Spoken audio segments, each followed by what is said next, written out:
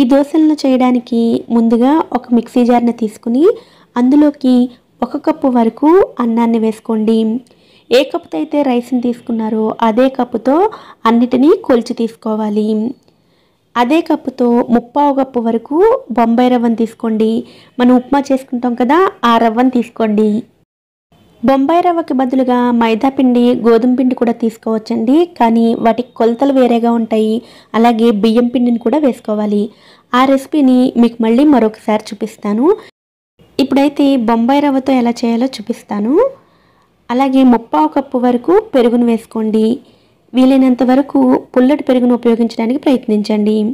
ఇందులోనే రుచికి సరిపడ ఉప్పును వేసుకుని మెత్తగా గ్రైండ్ చేసుకోవాలి. గ్రైండ్ చేసుకునేటప్పుడు వాటర్ని వేసుకుని గ్రైండ్ చేసుకోండి. నాకు ఇక్కడ 1/2 కప్పు కంటే కొంచెం ఎక్కువగా వాటర్ పట్టాయండి. ఇలా గ్రైండ్ చేసుకున్న ఈ పిండిని ఒక బౌల్లోకి తీసుకుని మూత పెట్టుకుని 5 నిమిషాల పాటు పక్కన పెట్టుకోండి. 5 నిమిషాల తర్వాత ఇందులోకి 1/2 టీ స్పూన్ వరకు వంట సోడా, 1 స్పూన్ వాటర్ని వేసుకుని ఈ వంట సోడా అంతా కూడా పిండిలోకి బాగా కలిసేటట్లు కలుపుకోండి. ఈ పిండిని మనం పులియపెట్టలేదు కాబట్టి వంట సోడా అవసరం ఉంటుందండి. వంట సోడా వేసుకున్న తర్వాత ఇలా అంతా బాగా కలుపుకోండి.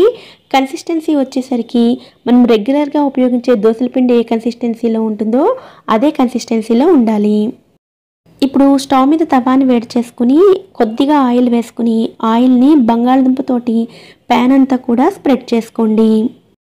రైస్తో చేసే దోశలు కదండి, అందుకని తవా కతుక్కోకుండా ఉండడం కోసం ముందు ఇలా చేసుకోవాలి. తవా బాగా వేడెక్కిన తర్వాత ఒక గరిటె పిండి తీసుకుని ఇలా దోశల్లా వేసుకోవాలి. ఈ దోశలను మరీ పల్చగా స్ప్రెడ్ చేయకూడదండి, కొంచెం మందంగానే వేసుకోవాలి. అలాగే ఇవి ఫ్రై అవ్వడానికి కొంచెం టైం ఎక్కువ పడుతుందండి. మీడియం ఫ్లేమ్లో పెట్టుకుని ఫ్రై చేసుకుంటే త్వరగా అవుతాయి. ఇలా ఒకవైపు ఫ్రై అయిన తర్వాత వీటిని తీసేసుకోవచ్చు. మీకు క్రిస్పీగా కావాలనుకుంటే నిదానంగా లో ఫ్లేమ్లో 2 వైపులా కూడా క్రిస్పీగా అయ్యేంతవరకు ఫ్రై చేసుకుని తీసుకోవచ్చు. ఉడికించిన అన్నం రెడీగా ఉన్నట్లయితే ఈ దోశలు చేయడానికి 10 నిమిషాల కంటే టైం పట్టదండి. ఇలా ప్రిపేర్ చేసిన ఈ దోశలను స్పైసీగా ఉండే చట్నీతో తీసుకుంటే టేస్ట్ చాలా చాలా బాగుంటాయి. ముందు వీడియోలో టమాటా పచ్చడి రెసిపీ పోస్ట్ చేశాను కదండి, ఆ పచ్చడితో అయితే ఈ దోశలు ఇంకా రుచిగా ఉంటాయి. పైన ఐకార్డ్స్లో యాడ్ చేస్తాను, తప్పకుండా ట్రై చేయండి. ఈసారి రైస్ మిగిలినప్పుడు ఈ దోశలను మీరు కూడా చేయండి, మీకు కూడా తప్పకుండా నచ్చుతాయి.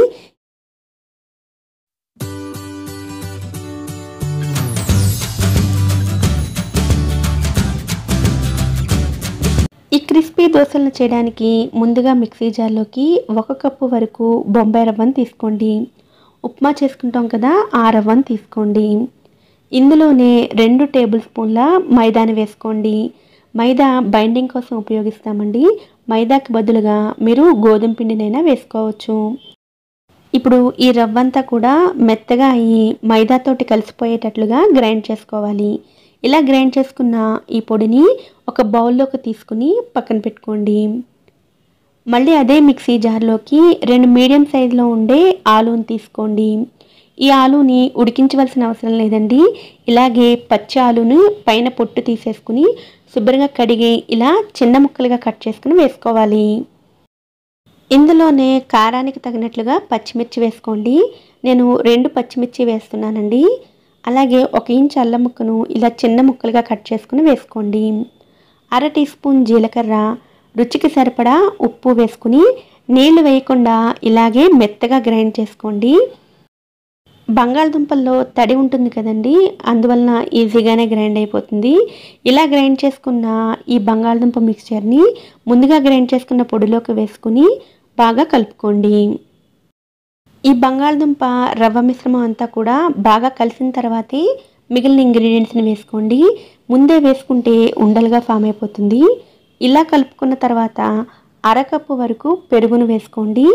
1/4 కప్పు వరకు నీళ్ళను కూడా వేసుకోండి.